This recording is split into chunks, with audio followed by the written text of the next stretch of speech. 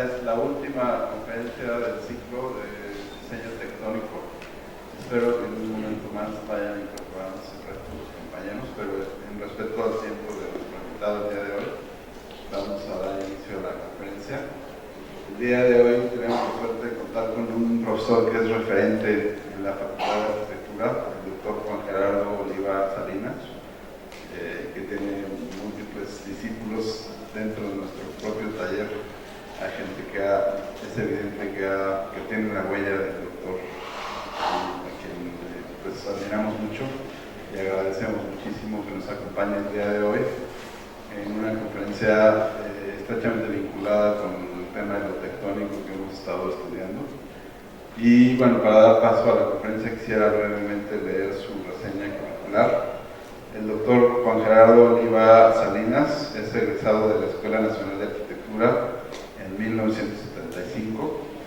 Obtiene una beca del gobierno alemán, DAAD, para hacer estudios de posgrado en la Universidad de Stuttgart, Alemania, donde obtiene en 1982 el grado de Doctor Ingenieur.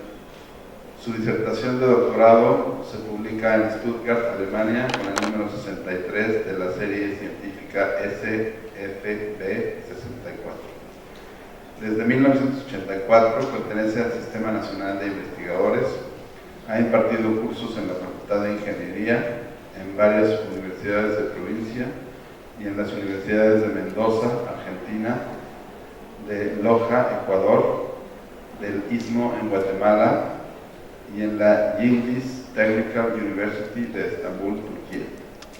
En 2007 recibió el Premio Universidad Nacional en Arquitectura y Diseño y en 2009 recibió el Premio de Ingeniería de la Ciudad de México, obteniendo el primer lugar en la categoría de profesional de la ingeniería externo en la rama de arquitectura. Es vicepresidente y miembro del Consejo Ejecutivo de la International Association for Shell and Spatial Structures, IASS por sus siglas. Conferenciante magistral en la Universidad de Princeton, Estados Unidos, en la Universidad Politécnica de Madrid, España, en el Instituto Eduardo Torroja en Madrid, en Nueva Delhi, India, en Singapur y en la Hassan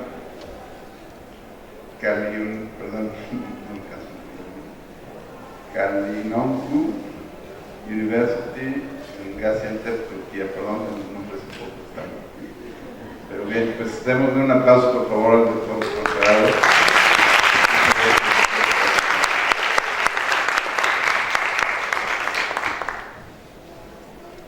Buenos días. Muchas gracias por su amable invitación. Es un gusto poder compartir pues experiencia, ¿no? ¿Por qué? Porque soy más grande que ustedes, he vivido más años, pues tengo más experiencia y eso es de lo que se trata. El tema que me han pedido desarrollar es sobre la mecametría y la relevancia de la mecánica y la geometría en el diseño de estructuras ligeras. Yo les voy a pedir que este término de mecametría no lo vean como un debe ser, es un concepto en el que yo trato de abarcar dos áreas, la geometría y la mecánica, y cuál es la importancia que juegan en la arquitectura, en el diseño arquitectónico. Generalmente con esto me estoy refiriendo al manejo de la forma con la geometría y a la resistencia de la estructura con la mecánica. Dos referentes que nos quedan el conocimiento básico de lo que es la mecánica se establecieron con Newton y con Leibniz de manera simultánea, ¿no? Generalmente es más a Newton a quien reconocemos por sus aportaciones, pero ambos hicieron muy importantes aplicaciones a la mecánica que aún hoy en día son vigentes, ¿no?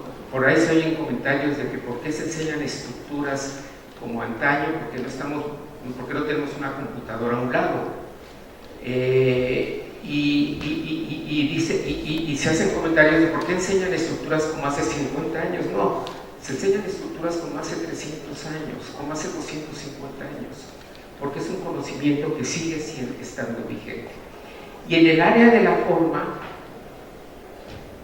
como en el área de la geometría, también tenemos gente muy importante y siempre hay situaciones injustas. No se mencionan a todos los que deberían estar, pero algunos de ellos, por ejemplo, Daniel Bernoulli, Leonhard Euler y Gaspar León. Son gente que hacen, fíjense, Bernoulli era médico y finalmente escribe sobre geometría y sobre mecánica. Aquí hay un estudio sobre la catenaria.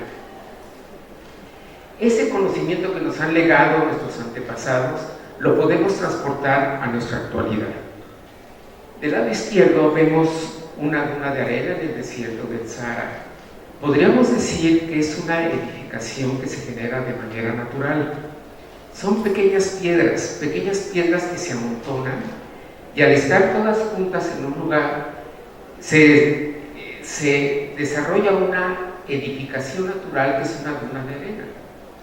Pero ustedes ven que hay una geometría que podemos identificar aquí, que podríamos hablar de una pirámide o de un cono, ¿verdad?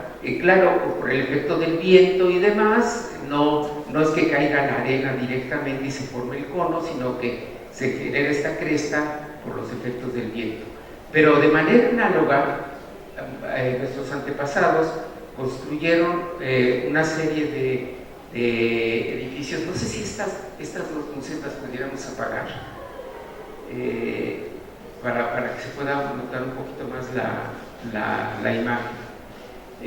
Nuestros antepasados sabían que se iban a construir con piedra, igual que la duna de arena, pues la forma más adecuada para elevarse con la piedra, pues es la forma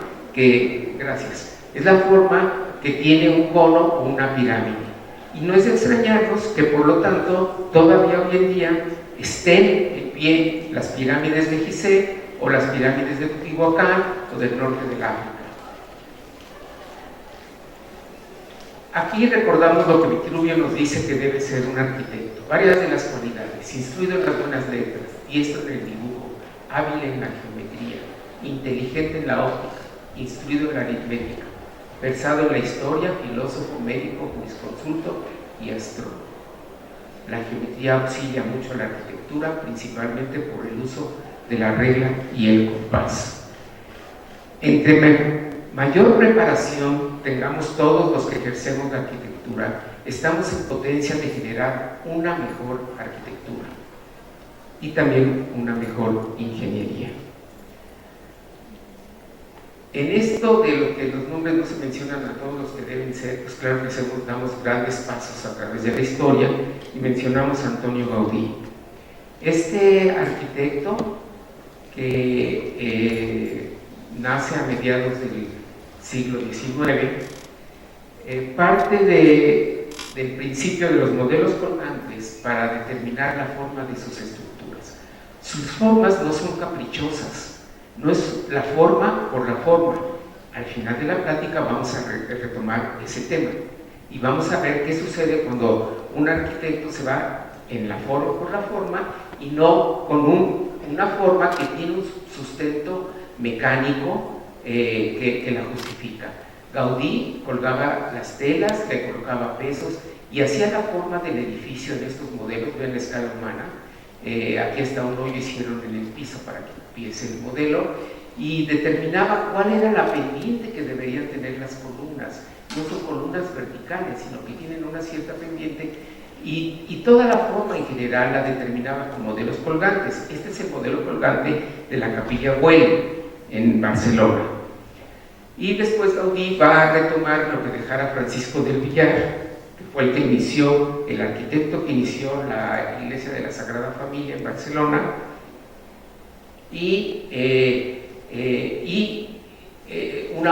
es una obra que yo creo que es la más visitada de toda España, ¿no? Es impresionante ver las hordas de turistas que llegamos. Yo también era turista a ver esta obra.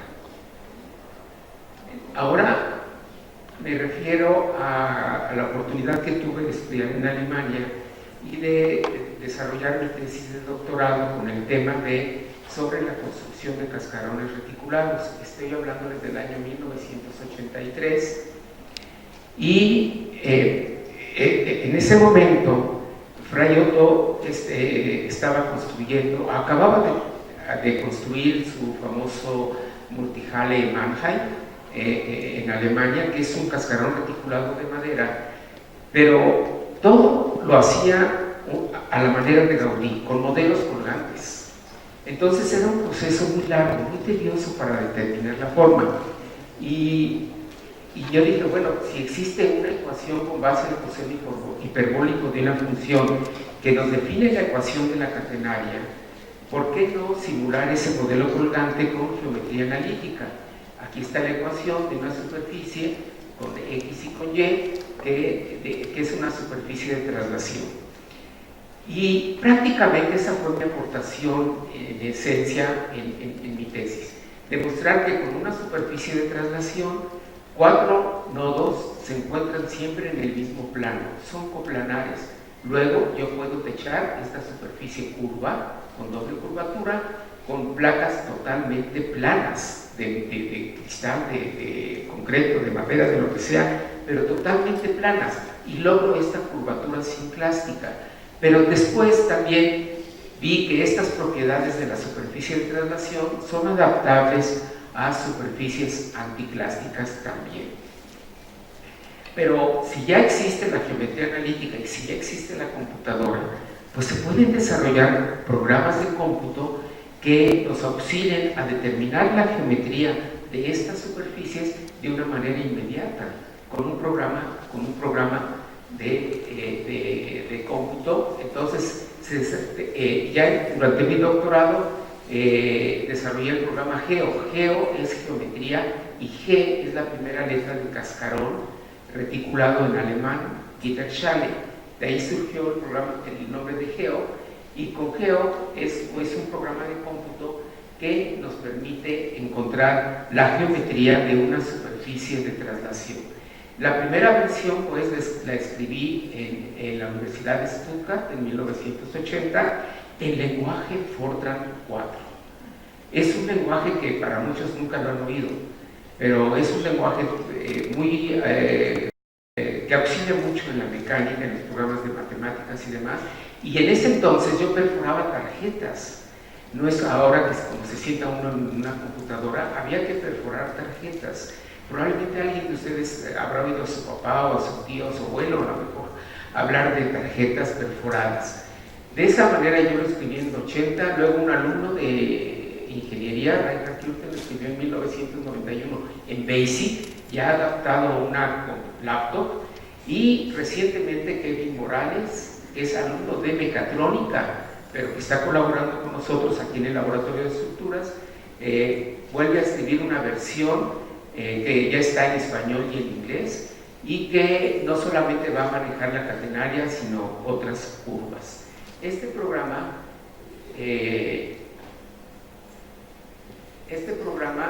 permite usar curvas como la catenaria, la circunferencia, la parábola o curvas nulls, o sea, curvas prácticamente de forma libre.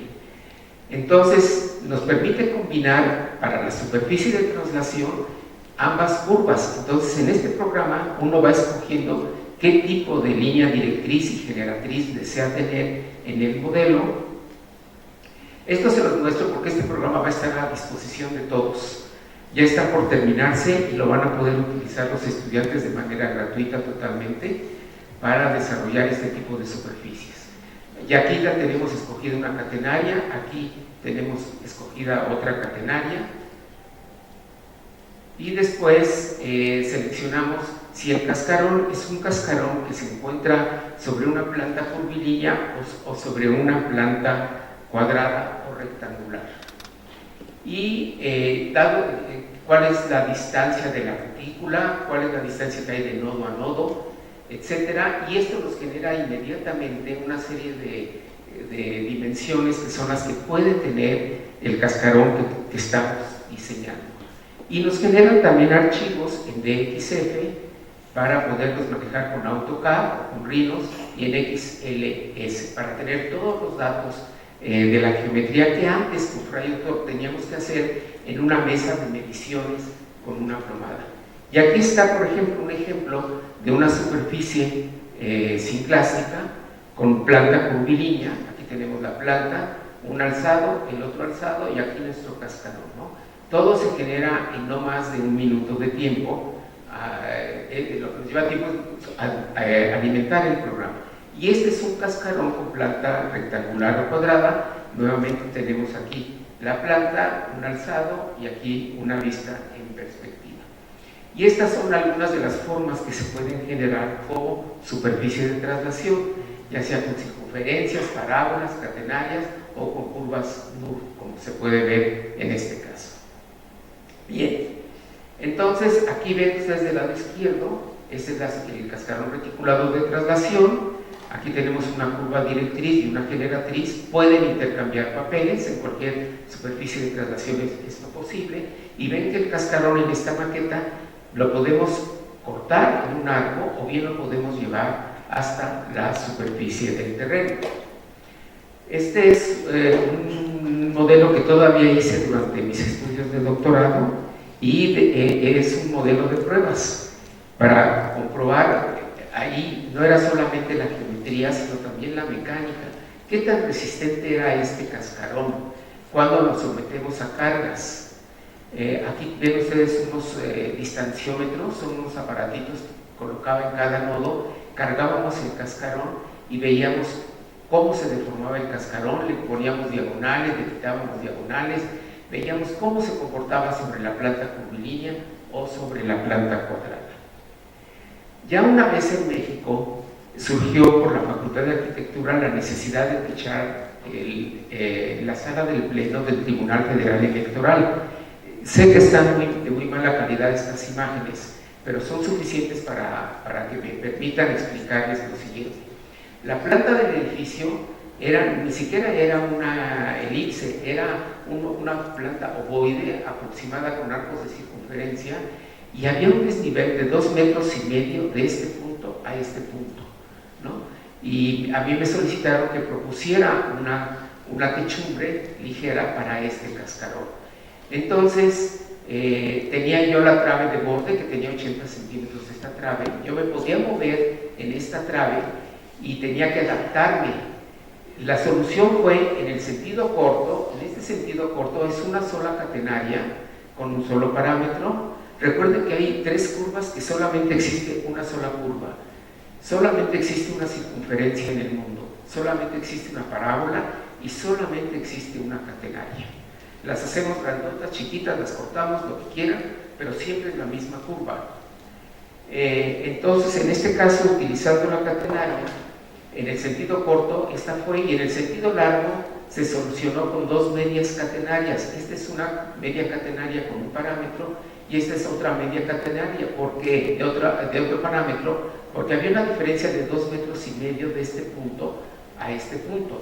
Y así, jugando con la trave de borde, nos pudimos adaptar a esta forma del cascarón.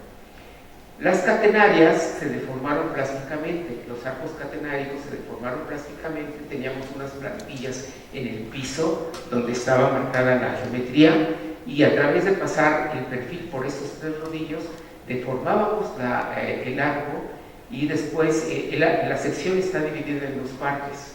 Lo deformábamos primero plásticamente a que tomara la forma de la catenaria y después ya uníamos las 2 secciones y ya nos quedaba nuestro arco. Así se transportaba ya terminado y simplemente se llegaba a la obra a montar sobre la sala del Pleno. Esta es la trave de 80 centímetros sobre la cual nos teníamos que colocar y yo pedí que hubiese una exactitud extrema en el acomodo de estas placas, porque estas placas eran donde iban a venir las cartelas metálicas que ya estaban prefabricadas y a las cuales iba a llegar cada arco articulado mediante un pernoquí.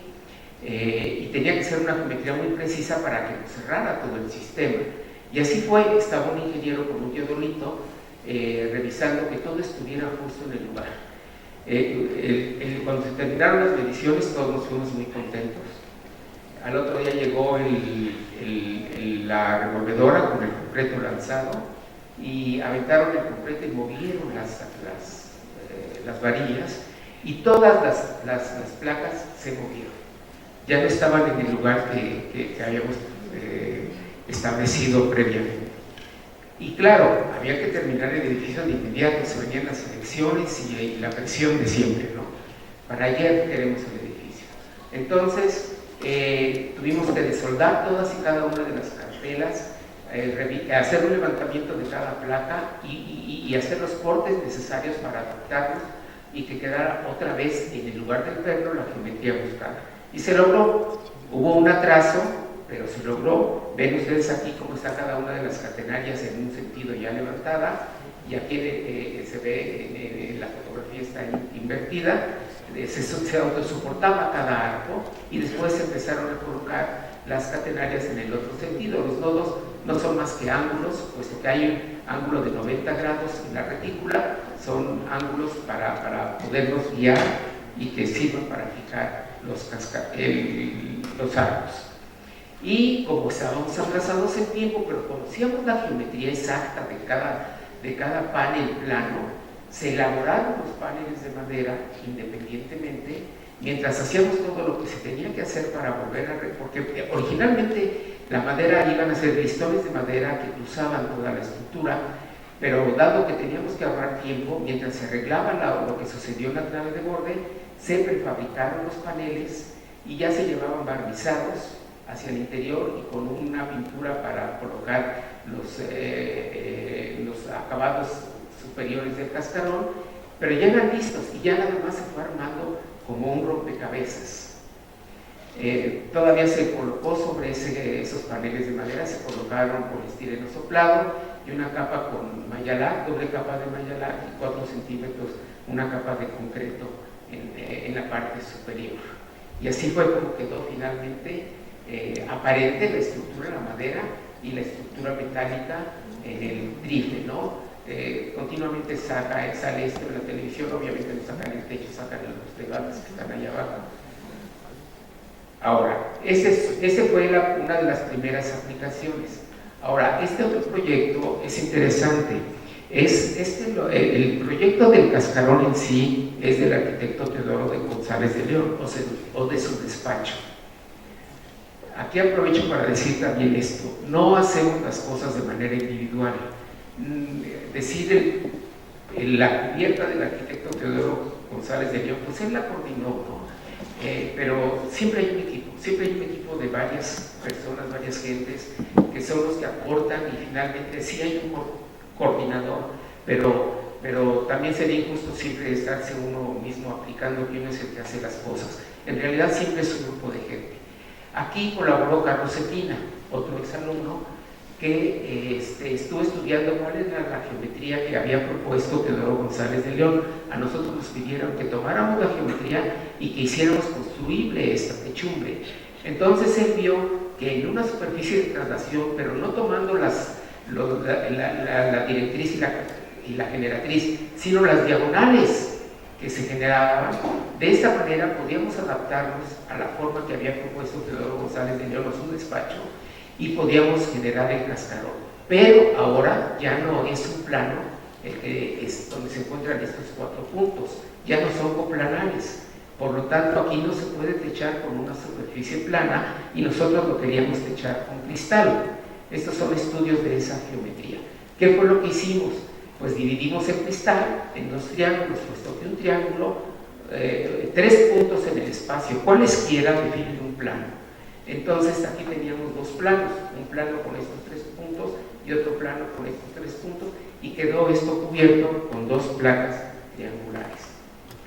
Estas son las placas triangulares, lo que alcanzamos a ver aquí. Estas son las placas triangulares, y después, para colocar el cristal, en lugar de sostenerlo en el nodo donde concurrían las 4 barras, tomamos 40 centímetros hacia el interior de los tubos, y ahí colocamos el apoyo para los cristales, y ahí se desarrolló esta maneta con esta geometría que nos permitía adaptarnos a las diferentes pendientes que tenían las placas de cristal. Si ustedes ven, este es el eje vertical que por aquí pasa en medio de los cristales, pero estas pendientes van cambiando de acuerdo a su posición en la cubierta, y entonces esta maleta nos permitía moverla y adaptarla a la pendiente que se requería. Y finalmente, pues así fue como se construyó esta estructura. El haber separado las dos placas de cristal en dos triángulos, lejos de causar los problemas, nos dio un ordenamiento desde la parte de abajo es como se ve esta cubierta del MAP, del Museo de Arte Popular Mexicano, y aquí en la fotografía de la derecha ustedes pueden ver que no es una superficie tersa, digamos, sino que se van marcando los triángulos de cristal, lo cual no afecta para nada en la apariencia interna del edificio ni externa tampoco, no causó mayor problema esto. Ahora, este es otro ejemplo y aquí quiero, pues de alguna... esto lo hizo un estudiante que falleció, un estudiante como ustedes. Vamos a ver, había que hacer un cascarón que estuviera aquí 3 metros arriba, 3 metros abajo, había un desnivel, entonces había que adaptar la forma del cascarón a ese desnivel. Andrés Casares, pues se le ocurrió cómo hacerlo, utilizaba la forma del cascarón, él y otro alumno. Y entonces los elementos de bambú se fueron doblando, vean ustedes que se aplicó calor y aquí se doblaba el elemento, así como en el trife, aquí se fueron doblando los elementos de bambú para que tomaran la forma de la catenaria. Se diseñaron todos y cada uno de los elementos, aquí cómo se va a recibir el bambú, en estos vasos metálicos va a entrar la barra de bambú y se va a recibir con concreto hidráulico. Hay muchas anécdotas, ¿no? Por ejemplo, cuando se vio que el piso aquí era muy débil, se metieron unos tirantes hasta 30 metros para evitar que el viento fuera a levantar la estructura y demás. Pero pues con el tiempo ya no se puede comentar todo, ¿no? Y aquí se empezó a levantar la estructura poco a poco, se usó el bambú como cimbra y los nodos que habíamos pensado que íbamos a usar lianas, una especie de cordeles para resolverlos. Por razones de tiempo y seguridad se usaron pernos metálicos, pero se pudo garantizar así la estabilidad del cascarón, ¿no? Aquí lo ven ya una etapa más de avance, se ve el borde que está reforzado con 4 arcos y el cascarón ya prácticamente levantado. Y después pues había que poner una membrana para que no protegiera de la lluvia y del sol, y sirvió para colocar, hubo una ceremonia en la universidad de la piedra de los 50 o 100 años, que por aquí hay una piedra que van a sacar dentro de 50 o 100 años. Bien, esta es otra estructura que estamos recordando hace unos momentos con los arquitectos Ángel Rojas, Eric Valdés y Daniel Osorio, que son gente que han pasado por el laboratorio de estructuras y que han colaborado con nosotros en varios proyectos. Este es el Modunam, es una estructura desmontable, consta de 4 arcos parabólicos, cubre un claro de 14 con 7 metros de flecha y permite utilizarse de maneras varias para cubrir diferentes superficies. Estuvo bastante tiempo, bueno, unos 3 o 4 meses estuvo en la plaza de Manuel Torzán, frente a Minería y al Munal. Y aquí, por ejemplo, esta estructura, ¿cuánto pesa una membrana? Pues pesa como 1 kilogramo por metro cuadrado. Entonces el problema no es lo que pesa la estructura, sino que el viento se la lleve, como un paraguas. Entonces, para evitar para la cimentación se generaron unas rejillas con macetas, para que evitar que nos lo levantara el viento, puesto que no nos permitían intervenir en el suelo de la plaza. Y hubo muchas conferencias, bailables y demás durante los festejos de aniversario de la UNAM. Esta otra estructura que está aquí muy cerca, está en Medicina, es una pequeña cafetería que surge del edificio de Medicina. En un extremo ocupamos el edificio mismo como un gran poste, nos tomamos aquí, y esto es un edificio que todavía está en funciones, una cubierta, nos tomamos del edificio, y también donde se puede ver que son muy importantes el diseño, no solo el control de la geometría y cómo se van a cortar los lienzos, sino también el diseño de los detalles estructurales. Otro ejemplo más es esta cubierta para TV Azteca. Este es una gran circulación, estos son los foros, y se trataba de que la señora Pati Chapoy no se mojara cuando llegaba a Teleazteca. Entonces, y se colocó aquí, se colocaron estas membranas. Eric Valdés tuvo mucho que ver aquí también, si mal no me equivoco, y Marcos Ontiveros. Aquí está el estudio de cómo nos íbamos a fijar a la estructura ya existente. Vean ustedes que aquí esta trave horizontal está acostada, porque las fuerzas son en el sentido horizontal, las que van a solicitar a esta viga. Entonces aquí quedó la viga ahí acostada. Y finalmente pues quedó la cubierta con los pasillos cubiertos. Aquí se ven en ambos, es el mismo pasillo, dos vistas de la cubierta. Y otro ejemplo más, este es el Palacio de Minería, el patio principal del Palacio de Minería. Esto fue resultado de un concurso de equipos de estudiantes y profesores. Participamos con el arquitecto Ernesto Matarén de la Rosa y armamos 2 equipos y ganamos el concurso. El INA exige que desde la plaza no se viera la cubierta.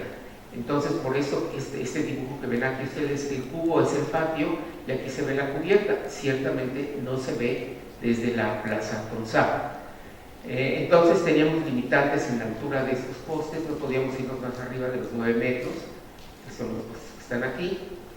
Y se generó el corte del viejo edificio, un edificio muy importante de don Manuel Tronzá, y esta es la nueva estructura, la cual tratamos de apoyarla al máximo en estos puntos y lo mínimo en este poste que está sobre la cúpula de la escalera, y acá en el lugar de poste nos estamos tomando del edificio mismo.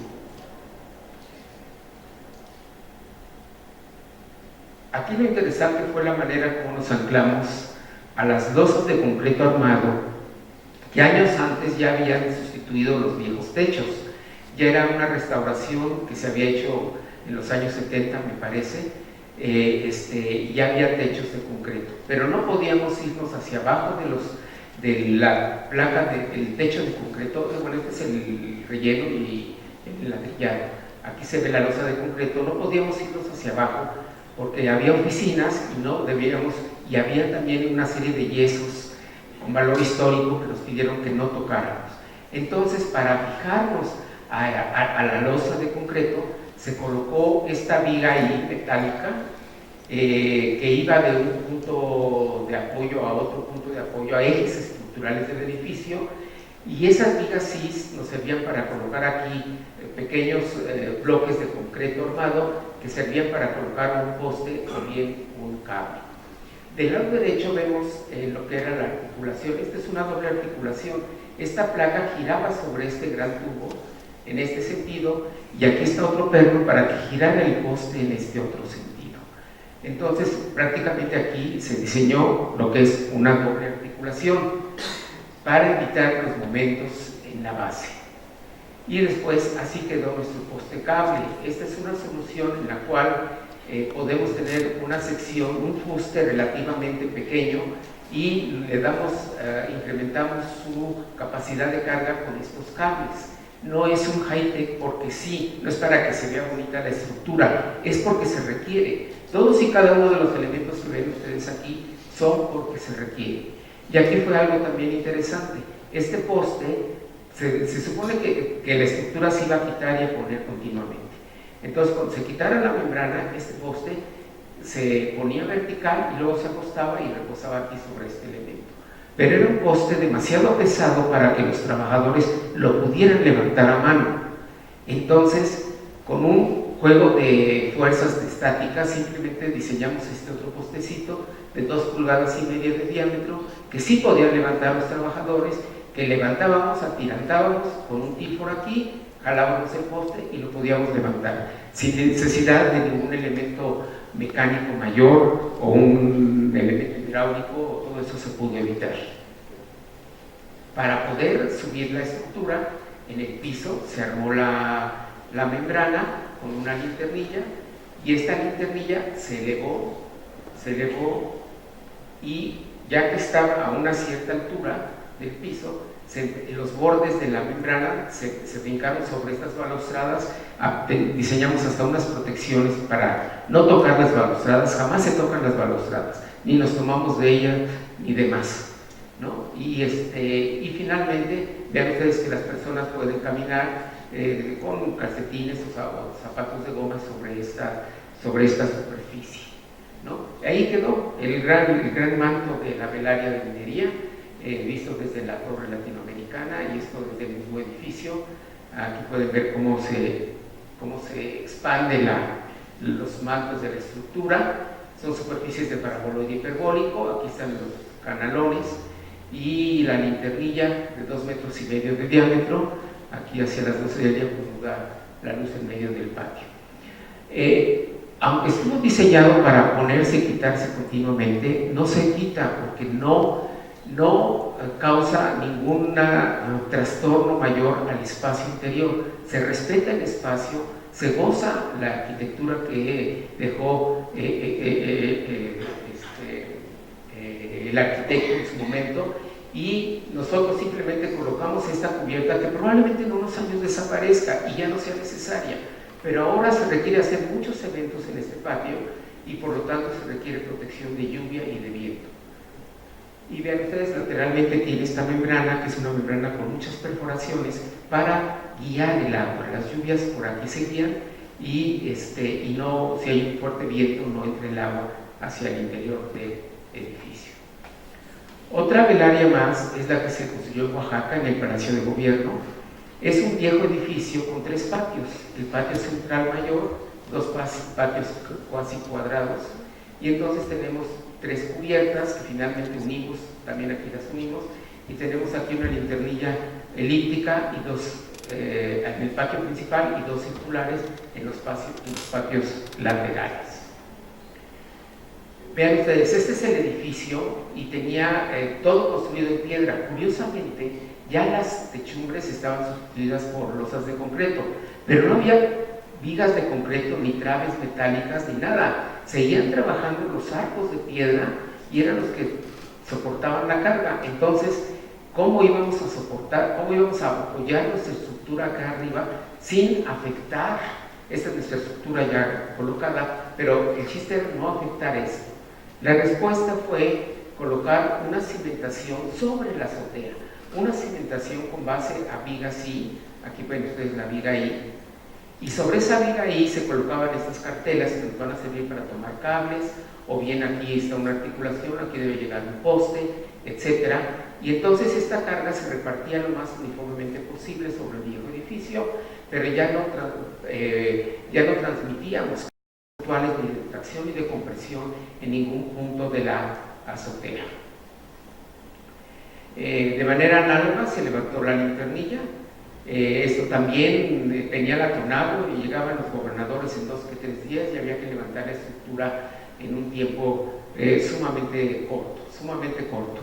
Me acuerdo que en este proyecto, mientras estaba ya elaborando las velarias y se empezó a construir la cimentación de manera paralela, porque no contábamos con más de 6 semanas para tener terminada toda la estructura.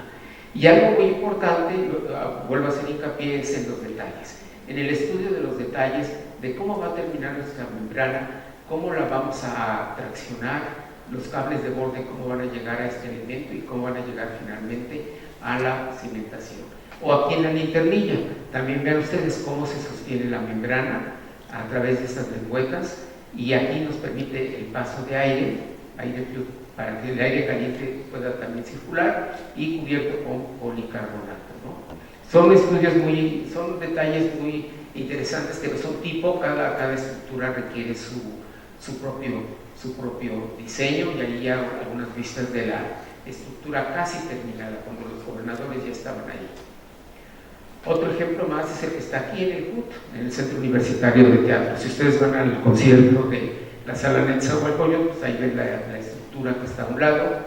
El patio es poco afortunado, inclusive este chipote aquí que interfiere con el espacio interior, pero se generó aquí una cubierta para este patio a través de postes flotantes. Le llamamos poste flotante porque el poste no llega hasta el piso, sino que aquí muere el piso, y está sostenido con cables hacia los extremos. Entonces, bueno, pues se planean todos estos diseños, independientemente de que se lleguen a dibujar en AutoCAD o lo que sea, también a mano, si hay una mano buena, pues se pueden diseñar los detalles de cómo fijarnos a la estructura del edificio ya existente. Otros detalles más, por ejemplo, aquí esta placa, nos tomamos de la armadura de este tubo y hacemos un sándwich con otra placa en la parte inferior, y ya nos ayuda a que este elemento tome las fuerzas de tracción que van a surgir en la membrana en caso de vientos. Nuevamente, aquí ven ustedes los trabajos de taller. Esta es la linternilla elíptica, esto nos sirve para ver la escala, y aquí cómo se levanta la linternilla ya con su acrílico y la membrana fija en el borde, y finalmente cómo queda fraccionada, y aquí los hábiles trabajadores mexicanos así detallando los últimos ajustes de la parte superior, y finalmente pues la estructura ya terminada. Y no estamos pasando este jalón solamente a este punto, recuerden ustedes, tenemos un sándwich y tratamos de transmitirlo al resto de la estructura del edificio. Bien, esto es cuando se toma en cuenta la geometría y la mecánica. También para ejemplificar esto me voy a Bilbao, a España, y vemos el Museo de Guggenheim de Frank Gehry, que es un lugar privilegiado, ¿no? Una ciudad muy bella a orillas del río, y aquí está el edificio y también este puente. Es interesante hablar sobre este conjunto. ¿Qué sucedió? ¿Qué pasó aquí?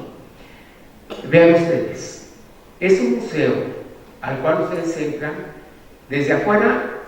Lo que admiran es la forma del edificio y el edificio. No es un museo para que vayan ustedes a observar algo hacia el interior.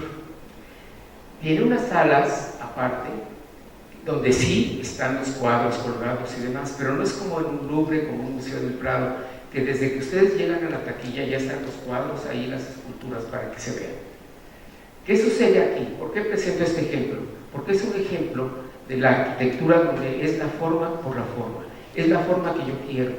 Y yo hago que el ingeniero se someta, que la ingeniería sea esclava, la estructura sea una esclava de la forma, y que ponga todo el acero necesario para generar la forma que yo quiero. Que son toneladas y toneladas, sí, no importa, lo está pagando el cabildo. Que está recubierto en la parte exterior con láminas de titanio, sí, no importa, lo está pagando el gobierno. Este es un ejemplo de arquitectura que no es sostenible. Sostenibilidad es cuidar el medio ambiente, el mejor aprovechamiento de los recursos naturales.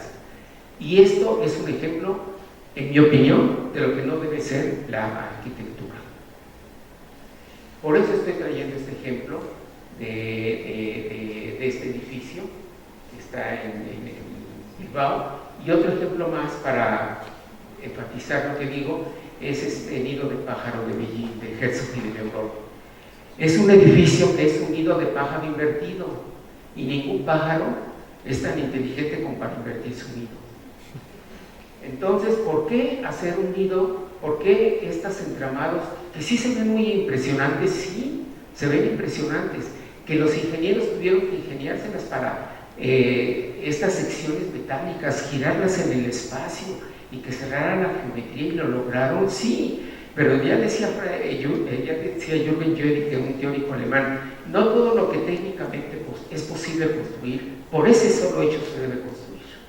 Cuidado, ¿no?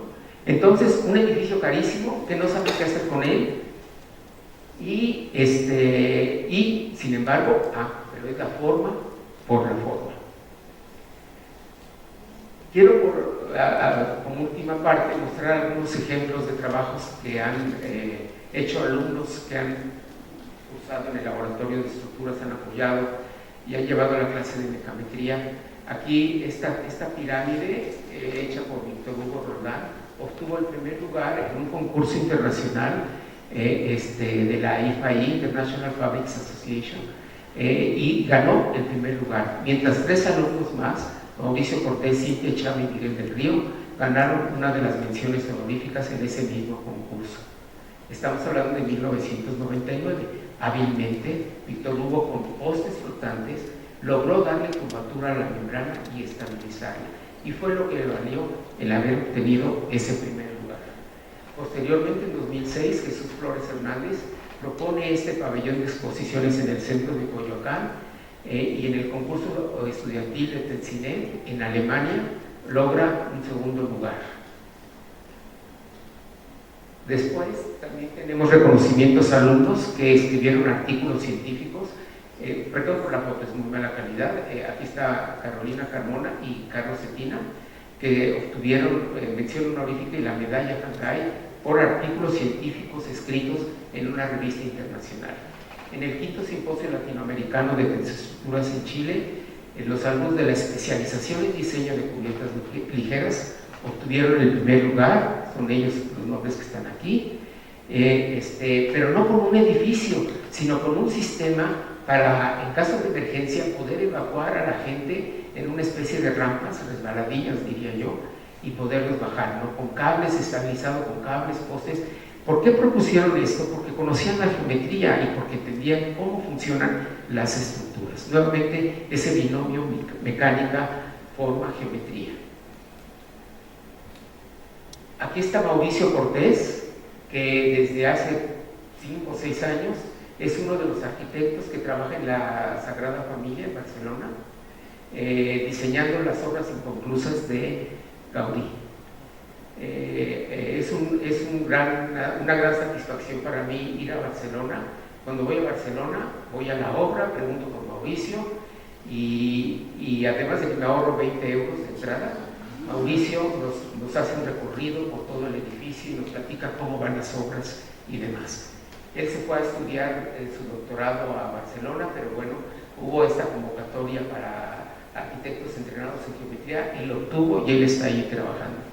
Aquí abajo está Ricardo Morelos, también una empresa alemana me pidió posibles gentes que pudieran, entrenadas en geometría, que pudieran trabajar en Alemania.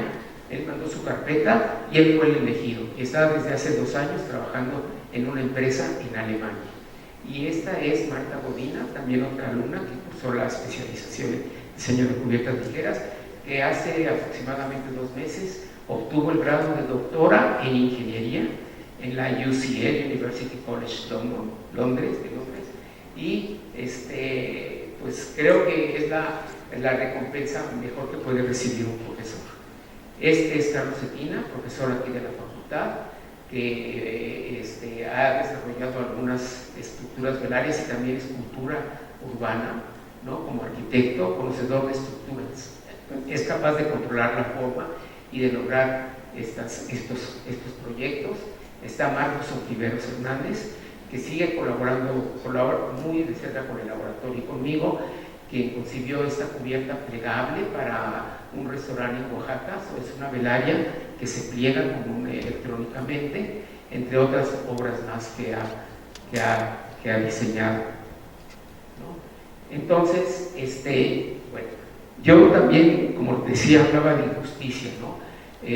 Profesores de ustedes, Daniela Osorio, Eric Valdés, Alejandro Rojas, gente que deberían estar aquí también, su imagen y sus obras, pero que ustedes conocen porque son profesores de ustedes. Volviendo a este término de mecametría, surgió porque por muchos años yo di la materia de geometría estructural y también daba estática y resistencia de materiales, y decía, pero es que una va con la otra, no es como teoría e historia, van juntas, es muy difícil separarlas. Por eso surgió este término, no como un afán de un término nuevo y que yo lo inventé, no, por unir estas dos áreas de conocimiento. Yo les pido que vean el concepto y no el nombre de aquí. Este es el letrero que está en griego en la Academia de Atenas. Estaba en la Academia de Atenas de Platón. Estaba este letrero antes de entrar a la academia, que dice lo siguiente: que no entre nadie que no sepa geometría. En el laboratorio de estructuras tenemos este letrero, pero añadimos algo más: ni mecánica, ¿no? Porque son dos áreas muy importantes que deben ustedes conocer. Muchas gracias.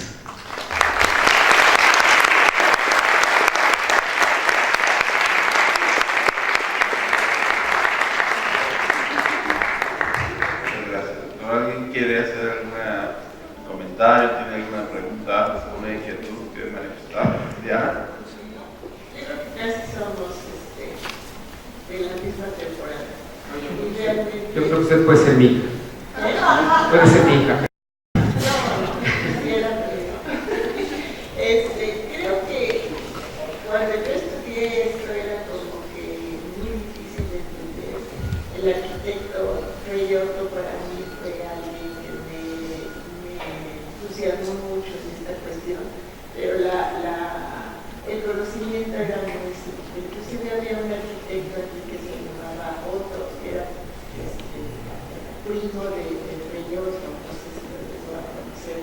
Sí. Y me encantó. Entonces yo creo que esto se ve muy sencillo, pero cuando se conoce, cuando se entiende, se empieza a querer las cosas. Siento que eso, si uno sabe despertar a los muchachos, ahí están las muestras, se pueden lograr muchas cosas muy interesantes como las que se están viendo, y que inclusive ellos mismos pueden empezar a jugar con papel, a tratar de sacar propuestas de este tipo. Desgraciadamente, por los tiempos cortos de los semestres y por la velocidad con la que vivimos, es muy difícil entrar en este tipo de especulaciones.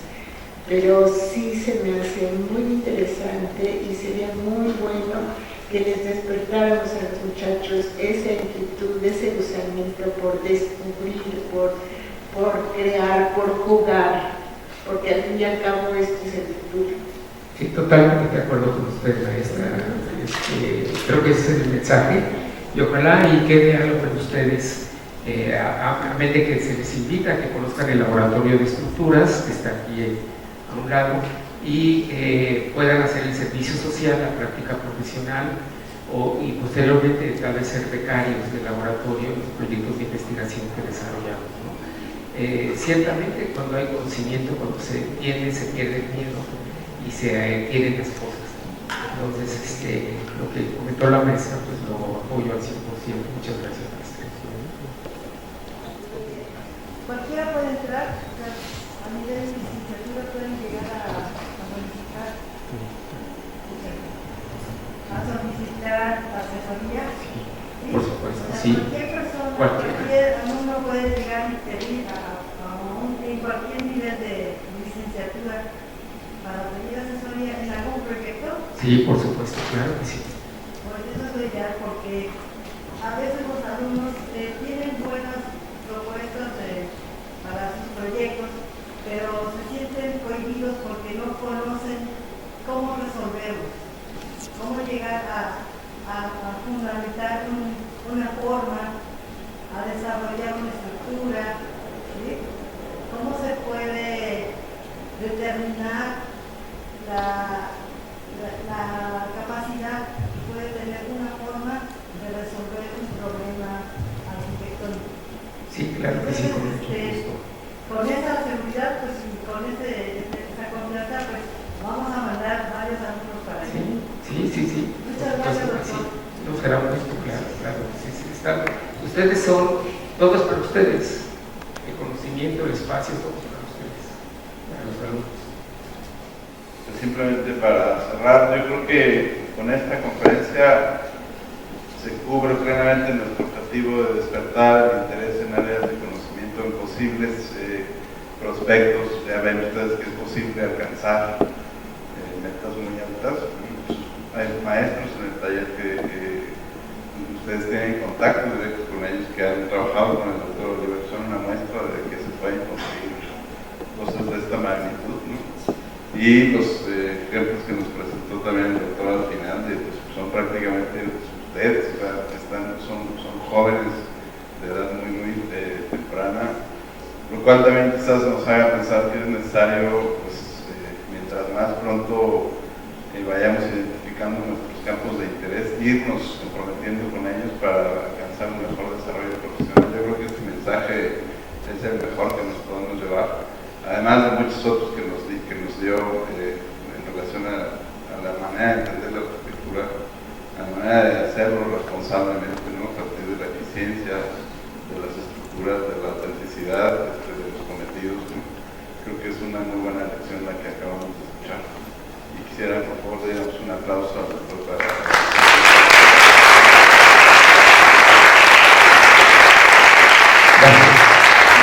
Gracias.